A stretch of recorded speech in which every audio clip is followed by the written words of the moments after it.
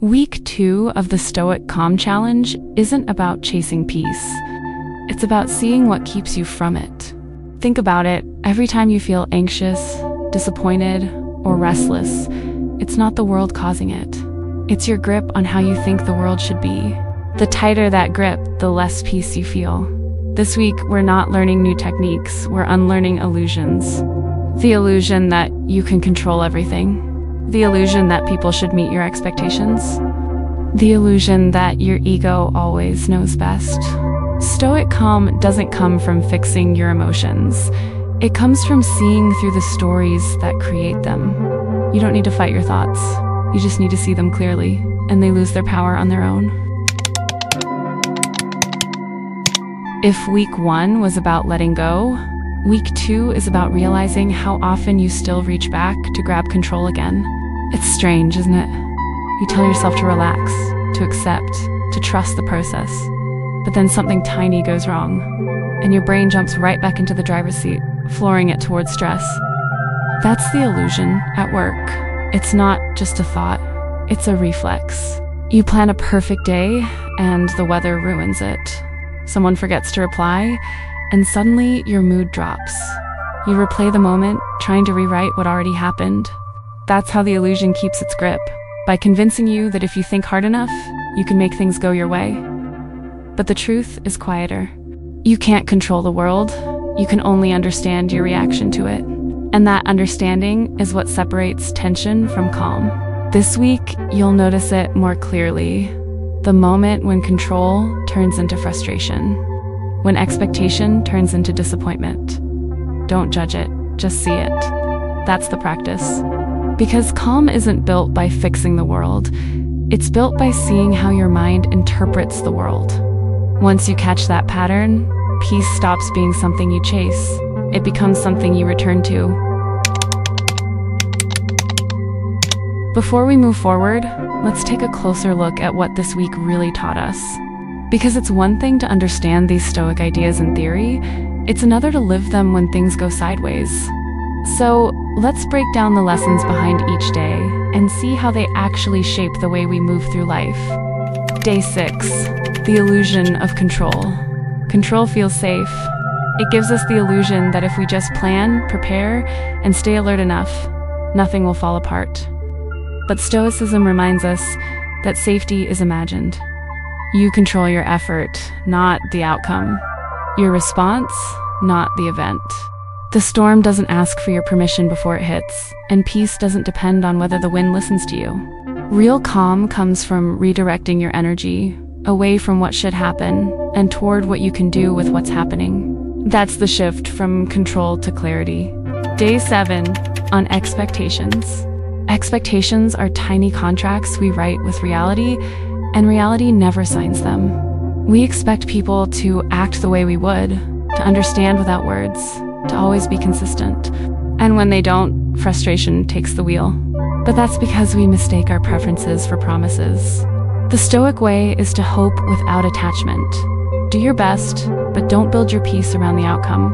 When you stop demanding that life meet your expectations, you start noticing how often it still manages to surprise you in better ways. Day 8, the ego trap. Ego doesn't always look like arrogance. Sometimes it's the quiet ache of comparison, the thought that you deserve more recognition or that you've been misunderstood. But ego's goal is to keep you reactive, to make you prove yourself. The Stoics would say, the wise person doesn't chase validation. They live in alignment with their values and let results take care of themselves. Every time you catch yourself trying to defend your image, remind yourself, calm isn't about being right. It's about being at peace. When the ego stops shouting, your mind finally has room to listen. Day 9, stillness in chaos. You can't control when the noise of life stops. You can only decide when you stop feeding it. Stillness isn't a place you find. It's something you build inside. When chaos rises, the Stoics teach us to return to the breath, to pause, to remember the noise outside can't touch the quiet within unless you invite it in. Don't wait for perfect conditions. Practice stillness amid the movement. That's where true peace proves itself. Day 10, the stories we tell. Every day your mind writes scripts. It decides who the villain is, who's at fault, why things went wrong, and suddenly you're living inside that story like it's fact. But stories are emotional filters, not truth. When you slow down enough to question them, you realize how often your mind dramatizes what's neutral. Ask yourself, what's actually happening right now? And what's just my story about it? When you start seeing the difference, emotions lose their edge, and calm comes naturally. When you look at all these lessons together, a pattern starts to form. Control less, expect less, quiet the ego, find stillness, and question your stories. That's the foundation of real calm. It's not about changing the world around you. It's about changing how you move through it. This week's focus is awareness over control. Noticing when your mind starts grasping for certainty, validation, or outcomes it can't command. The goal isn't to stay calm. It's to catch yourself in the moment before the storm hits and choose awareness instead of autopilot. Here's how to do it. Step 1, name it when it shows up. Every time you feel tension, frustration, or anxiety, pause and identify it out loud or silently if you're in public. This is me wanting control. This is me expecting too much. This is my ego needing to be right. The act of naming it separates you from it. You go from being the emotion to observing it, and that shift is everything. Step 2, breathe, don't battle. Once you name it, don't try to fix or suppress it. Take one slow breath in through your nose, one out through your mouth. Your only job is to witness the feeling without reacting to it. That's Stoic awareness, calm born from observation, not control. Step 3, track your triggers. If you want to level up, keep a quick note in your phone or journal. Just jot down, what triggered me? What did I expect? What was actually in my control? Patterns will start to emerge. Maybe you cling to control when plans change, or expect too much from people who never promised anything. Awareness turns these patterns into teachers.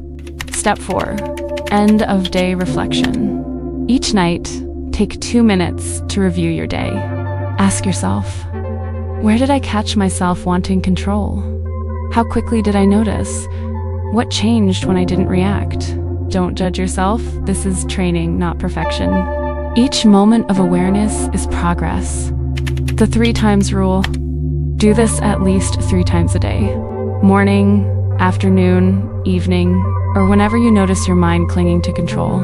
You'll start catching the pattern faster each time. The more you see it, the less it runs you. By the end of the week, you'll realize calm isn't something you achieve. It's something you remember once you stop trying to control everything else. You've spent this week learning how to let go of control, of expectations, of the stories that kept you tense. You've started to see that calm isn't found by fixing the world, but by understanding your own reactions to it. That's not small progress, that's massive. Now, you're standing at the edge of something deeper. Next week, we'll move from awareness to endurance, from seeing clearly to standing strong. Because calm isn't just about being still. It's about staying centered when life starts testing you. In week 3, we'll dive into what it means to be patient when everything in you wants to rush, to see how anger hides softer truths, to sit with discomfort instead of escaping it, and to finally let go, not out of weakness, but wisdom. And we'll end by discovering how gratitude in its simplest form becomes the most powerful calm of all. So take a breath, look back at how far you've come, and get ready. The next phase isn't about control, it's about strength through surrender. You're not chasing peace anymore. You're embodying it.